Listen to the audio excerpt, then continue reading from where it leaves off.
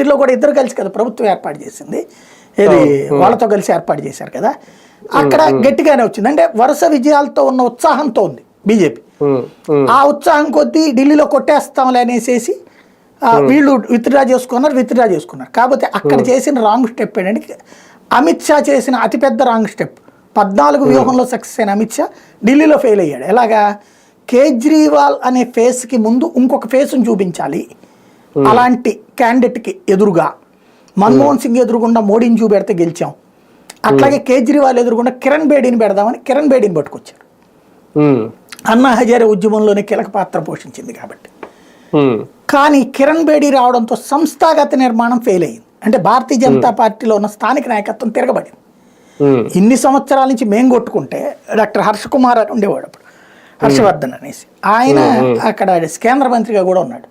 ఆయన అక్కడ కీలకమైన పాత్ర పోషించి ఆయన సీఎం క్యాండిడేట్.